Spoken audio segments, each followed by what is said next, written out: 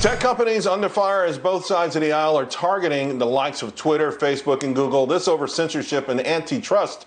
The House Intelligence Committee today grilling big tech reps on how they plan to guard their platforms for the election and, of course, more. And on this, I'd like to bring in Republican Congressman Guy Reschenthaler.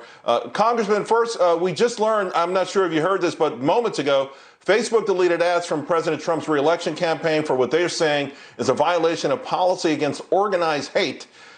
Just if you've seen this, do you know the ads they're talking about? Do you have any thoughts on this?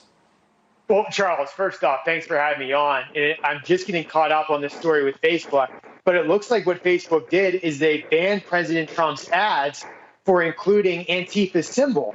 The irony is, though, is that they assumed that symbol that President Trump was using was his symbol. It was Antifa's own symbol, and they didn't ban it when Antifa was using it. So again, they just exposed just how biased they are.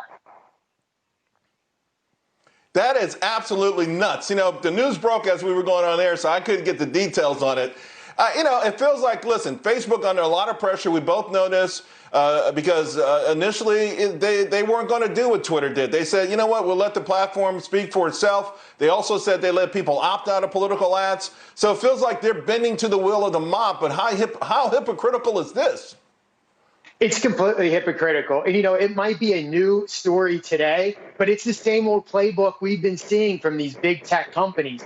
They want to influence the election, and they're engaged in publication, right? They're acting like publishers.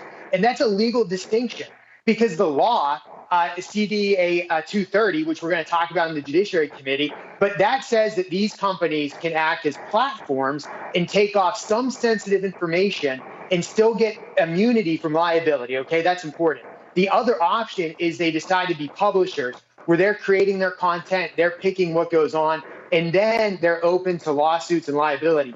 So these big tech companies have to have it one of two ways. They can be platforms like the law intended, or they can be publishers and they can be held liable for their content. But right now, they're acting like publishers.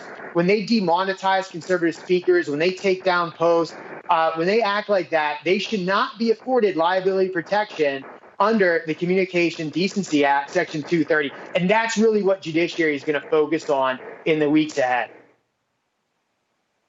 It feels like there's a galvanizing now on both sides of the aisle that something has to be done. This sort of notion that there's a day of reckoning, it's been lingering for years. What has changed? Why now all of a sudden both sides of the aisle saying there's a sense of urgency to bring some order to this? Well, there is a sense of urgency on both sides, but we're coming from two different angles.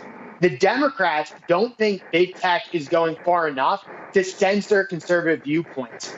In fact, they're focused on allowing big tech to demonetize conservative speakers and to take down posts, just like we just saw from President Trump, with very dubious reasoning behind it. That's where the Democrats are coming from.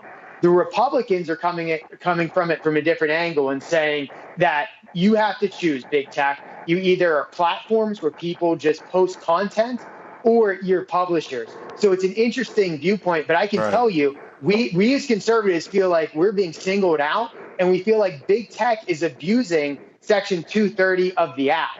And they're getting all the protections of liability, but none of the responsibility. The Democrats want big tech to go further. Wow. It's interesting because there used to be a facade in Silicon Valley that they weren't doing this, and now it feels like they've dropped the facade, and they're being pretty out front about this. I've got less than a minute, but I know you're a member of the Freedom Caucus. A lot of debate on this stimulus package. We do know that the country, we still need a push, right? We saw those initial jobless claims, continuing claims, still over 20 million people. Where should we be focused on this next package? Well, let's take a wait and see approach. If we're going to spend more money, it should be directed toward a huge transportation and infrastructure package. And I still am a firm believer that the only way you grow the economy is you cut taxes and you reduce regulation. So I'd like to see more deregulation, and I'd certainly like to see more tax cuts. Let's make the tax cuts permanent. Let's take a look at a paycheck tax holiday, and let's look at reducing long-term capital gains too, Charles.